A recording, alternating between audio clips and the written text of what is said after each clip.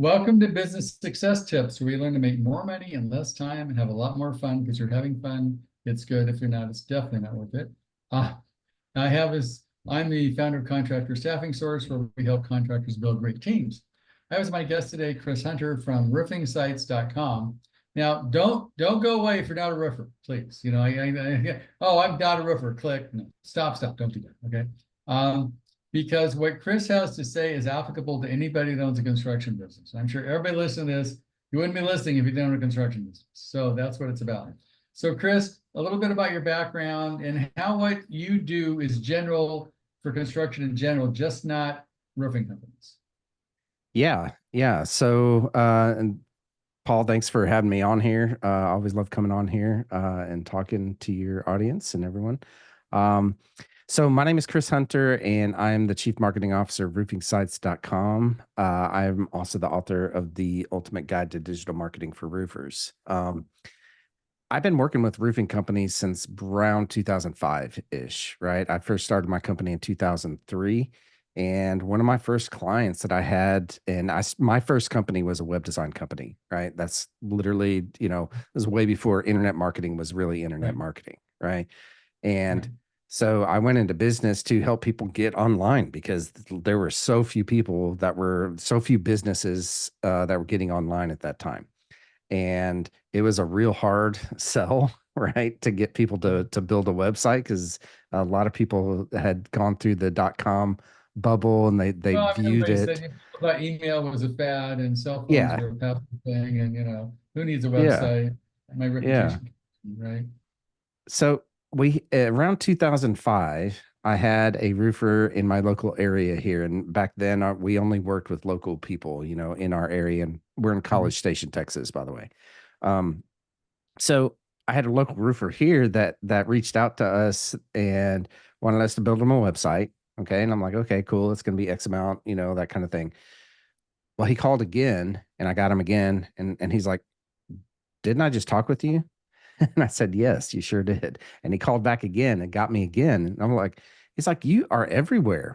How did you do this?" And so I told him, I kind of outlined how I had done that. And basically we had built, 10 websites because I figured that if I can get one website ranked, why not? What's keeping me from getting 10 websites ranked? Yeah. So we had taken up all 10 spots on Google and yeah, he was shopping around and he kept getting me. And so he's like, okay, all right, I want you to do for me what you did for yourself. Right. So we started kind of building a plan and systemizing what we were doing for ourselves as far as that goes. And it's obviously evolved way over the years, oh my gosh, what are we, almost 20 years since 2005 at this point, right?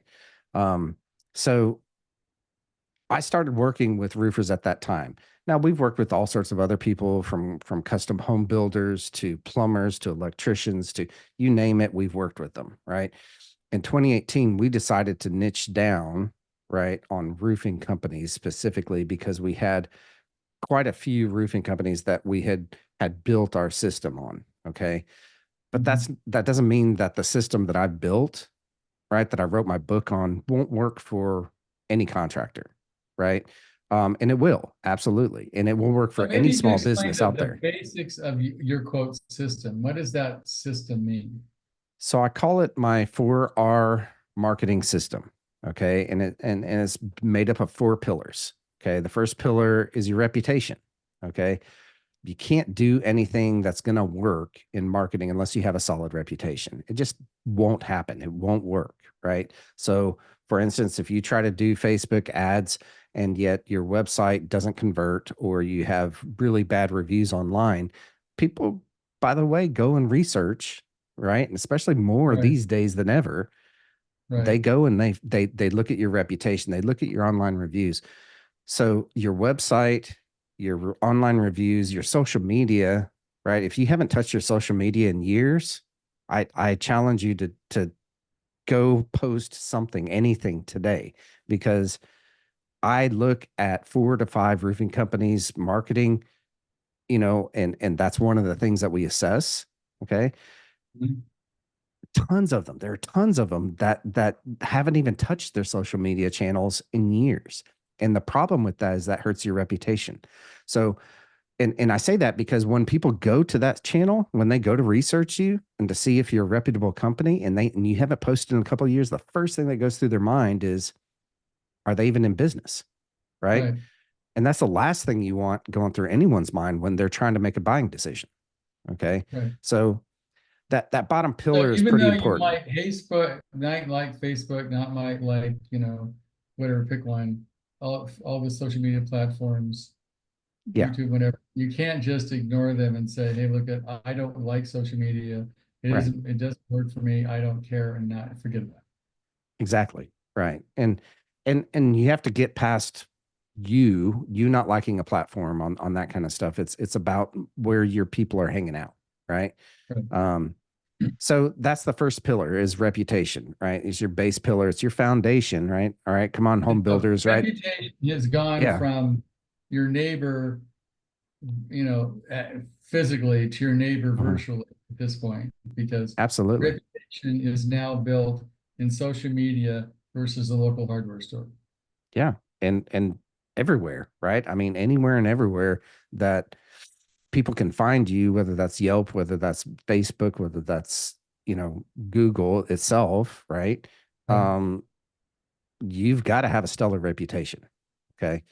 The next pillar is reach, right? Getting in front of more people today than knew about you yesterday. This is what most people think of when they think of marketing. Okay. Problem is Think that of like that if SEO versus pay-per-click, that kind of stuff, right, right? what most people come to me about, they'll have like one of the 20 different things that are in that system, right? They'll want to, talk about that one thing, whether that's SEO, Google Maps, pay per click, I know. local I mean, service I'm going to ads. hit my personal. I'm frustrated because I have marketing. I'm marketing myself. Same thing in marketing to Mhm, contractors, main mhm. principle. And I do YouTube, and nothing seems to like. I get most of our referrals from people that know us and are trusted advisors of contractors. Yeah, A very difficult time reaching out to contractors, and then when I do it and I spend money on media and marketing, they give me all these numbers. This graphs up and this graphs up, and look at this, and you're here and yeah, here. I haven't got any leads, dude. I mean, it looks yeah, good, but show me the money, yeah, right? yeah. So I'll give you a secret here, and this goes for any business out there, any small business that's listening to this, big business, it doesn't matter, right? Google's where it's at. Focus on Google because that has the highest buyer intent of anywhere out there. People go to Facebook and Instagram to look at pictures of dogs and kids and food, right? They don't go there to find a roofer or a general contractor or a home builder or a plumber or electrician, whatever. They they go to Google for that. They pull out that $1,000 machine sitting in their pocket, right? And they pull that out and they go and ask Google who should they call. Now this brings up something. I mean, I used to just ask Google. Now I ask Chat GPT. Is that taking any market share at all? I'm just curious. To my knowledge, not too much, right? What is and we literally talked about this yesterday in our leadership quarterly meeting with my team, is that Bing seems to be making a little bit of a rise there, right? It's now up to almost 12% market share, right? Versus way back in the day, and I say way back in the day, probably 2 years ago, 3 years ago, is probably 5%. Okay. Now, It was so nominal. if Congress has its way, which may or may not, who knows, and they try to break up Google for monopoly, because it is a monopoly. I mean, it is Yeah. they own it. Oh yeah. 100%. And they try, how is that gonna affect? I think it's gonna happen, and how's it gonna affect things with just a pipe dream? It'll be, in my opinion, it'll probably be just different channels, similar to Facebook and Instagram are, right? They're just different products. They're different things that you have to work on. Okay. They're still going to exist. They're going to still be really good because that's what Google produces, right? They produced a search engine that was far superior to everyone else, so much so that it's a verb, right? Like you Right. say, I'm going to go Google that. And it's Like been I'm that gonna way for almost 20 years. Xerox pulled it off when they're talking to copies, right? Yeah, absolutely. Right. So, I mean, I don't think, and we literally talked about this yesterday in our leadership meeting, is that if they do break up, which most likely eventually they're going to have to, right, is that those will just be separate items and it's just going to make more work for us. The items For So instance, Google somebody's gonna own them all Analytics. anyway, right? They're gonna like Yeah, be broken up yeah, in name only, but they're still gonna be, right. part of the big conglomerate. They own everything. Yeah, and if you go if you're old like me, right, then you were in the days of when they were breaking up Ma Bell, right? And all of those separate companies that came out of that, the AT&Ts, the T-Mobiles, the Verizons, all of those that came out of all of that, I think is what we're going to see probably with Google, right? They're just going to be broken up, but they're still superior products at this point, okay, Mhm. in time. Now, that's the whole point of this whole pillar system here is that reach, right? The reach pillar, getting in front of more people today. If things stop working, you simply take them out and you replace it with something else that works. Okay. Prime example, Yellow Pages, right? Yellow Pages, when I first went into business, were the thing. I was told Yeah. by all my friends at the Chamber of Commerce, right, that I needed to get a Yellow Pages ad going, right? And I did that for a year. I tracked how many phone calls I Mhm. got. I got nothing out of that, right? I got more out of Google than I did out of Yellow Pages. And so that's where we saw everything kind of going. And this is the early 2000s, right? So if it stops working, you pull it out, you replace it with something that's going to work. Okay, Okay. so right now, reach is basically Google. That's it. I mean, when For the anybody's most part. looking for a contractor, they're going to go to Google and say, if it's a roofer, a plumber, an HVAC guy, even a builder, they're going to Google Mhm. it first. Yeah. And that's the highest buyer intent at this point. Now, if Chat GPT or whatever other AI tool takes that over, right, that's going to replace Google. Okay. But I don't see that happening in a really long time. They still own 80, 90% market share at this point, you know? So Um, reach is all about when somebody goes to their phone, they're looking for what you are with keywords or whatever. You got to be right, in the first page or you don't count. right, exactly. And Facebook, Instagram, LinkedIn, all of those have places, but I say to work on Google first because that's where people are going, right? Okay, Like I said, they're the yellow pages of today. Okay. right. Um, the next pillar is resell. You know, you're 8 times more likely to sell to somebody who's purchased from you before, right? Um, so why not resell back to them, right? Very few contractors actually do this or do Now, this well. how does that work with I mean, whether you're remodeling your home or a roof or Mhm. whatever, it's like one and done. Are they going to come back? Right. Well, everyone has cross sell, right? Items, services. Roofers have gutters, siding, windows, solar, roof rejuvenation, roof cleaning. I mean, the list goes on, right?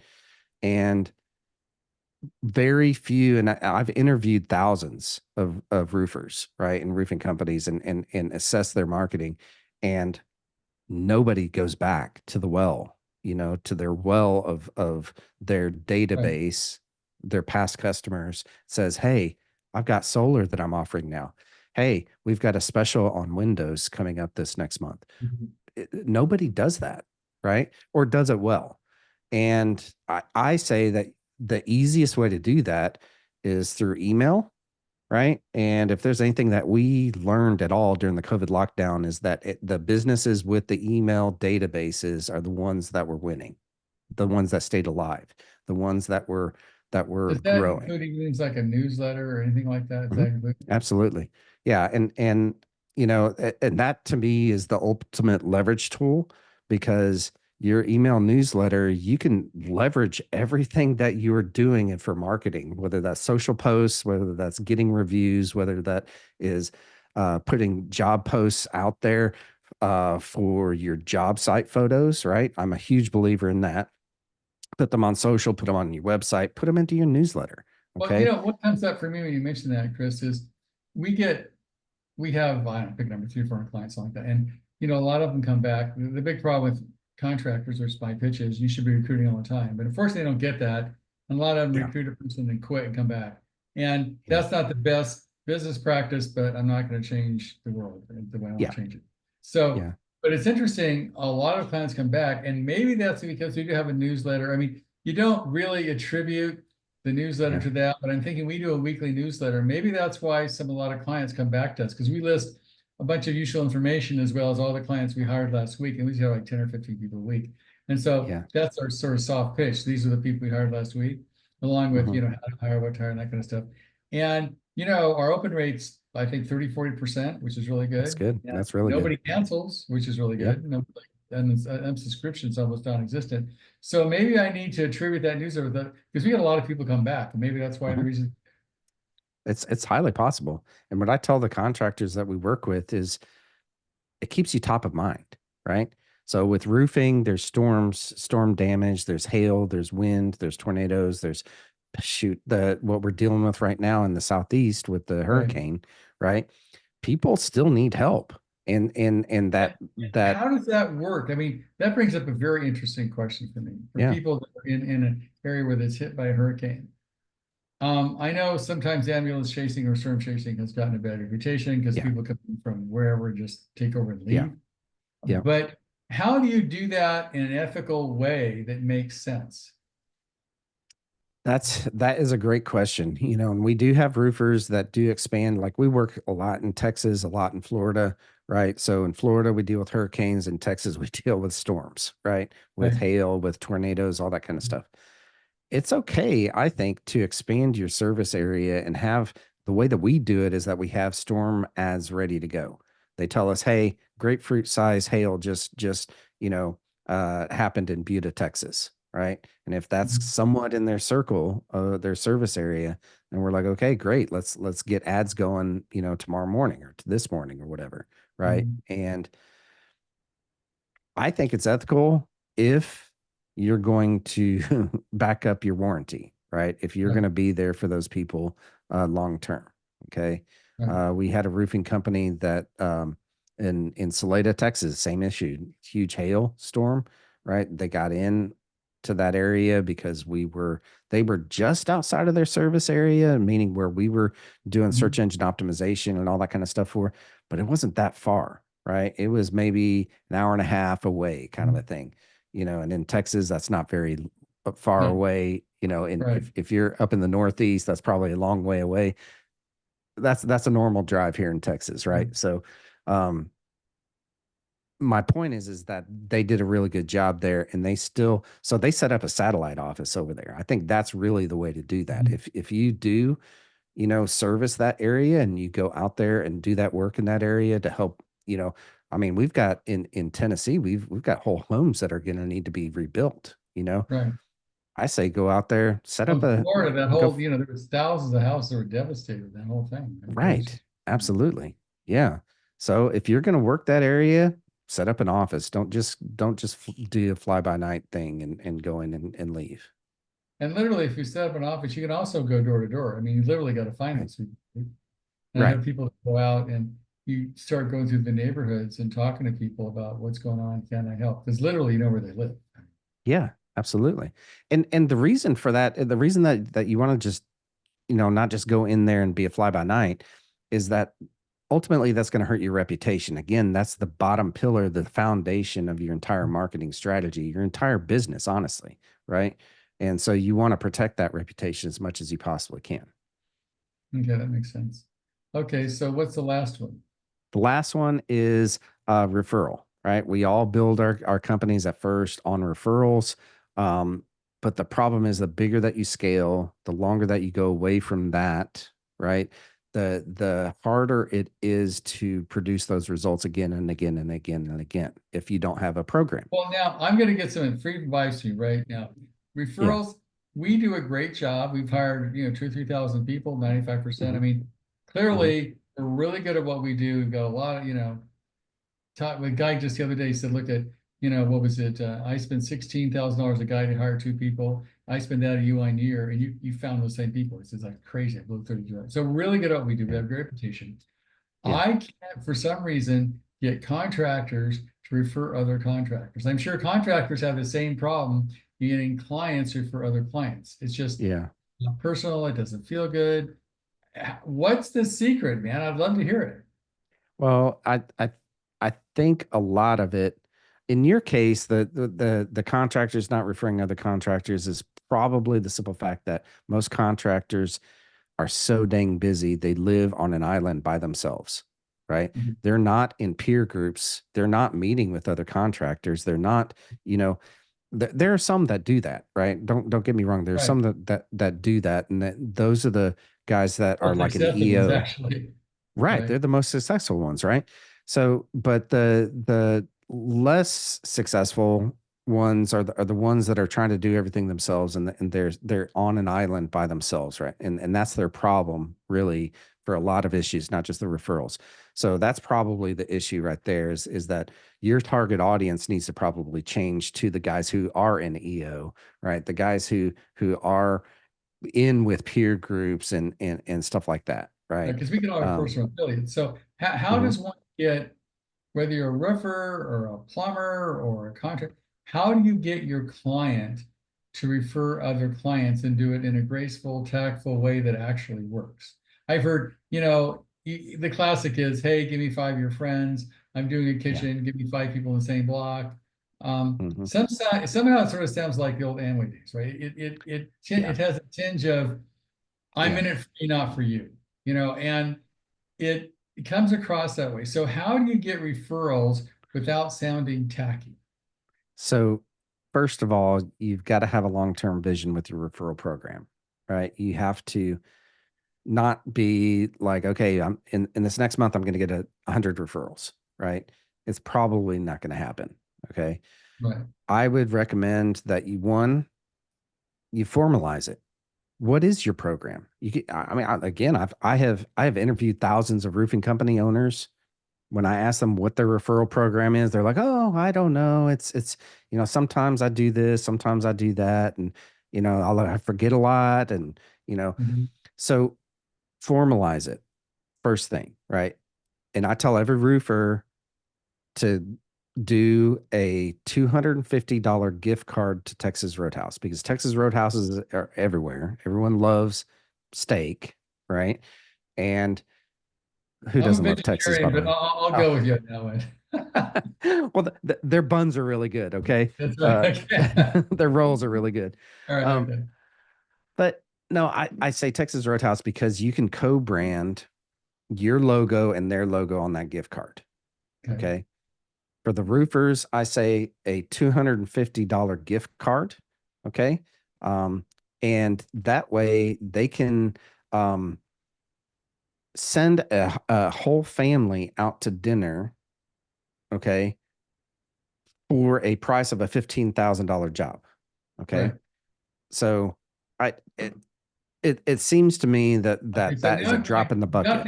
how do you distribute the gift cards? How do you actually make the system Hmm. work? So that system is pretty easy, right? And so one, you could just track it simply with a spreadsheet if you absolutely had to, right? Have your sales manager, have your customer service manager, whoever track that.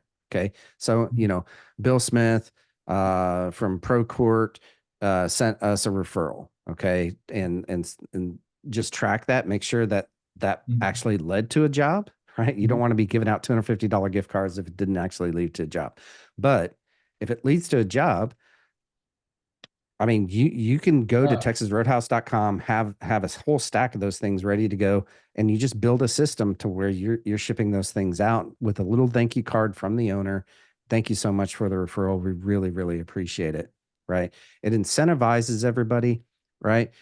But that's just a piece, right? The other piece is making sure that everybody in your organization knows about it. Make sure that it's formalized on your website. Make sure that it's in your newsletter, right? Remember, the newsletter is that ultimate leverage tool, right? Put that in there. Make sure that everybody in your world knows about that referral program, okay? Because someone eventually will send you someone, and then you want to make sure that So they your actually get clients have, so incentivized. you get out your newsletter, put everywhere that you can that we give whatever it is, sort of like this Mhm. certificate or whatever it is to Yeah, anybody who sends us referrals. So at least there's an awareness of it. You just keep going, right. and I assume you keep doing it over and over again because people forget. Yeah. Yeah, it's the whole AIDA model and awareness, interest, desire, action, right? Just follow that model with every bit of your marketing and you'll be fine. Okay? So if you want to apply that to this specific piece right here, which we do for our clients, you got to make them aware. You got to get interest, which is the $250 gift card. You got to get a desire, right? Get them to actually want to send you business and then just action. have them take action. They send it to you. Then you send them the thank you card and the gift card. Easy. Yeah, that makes sense. Cool. Okay, Yeah, so if I guess if you're not a roofer, maybe you don't want to call Chris, but Chris has given a lot of good, whatever Chris has said, it applies to construction in general. It's just not roofing. absolutely.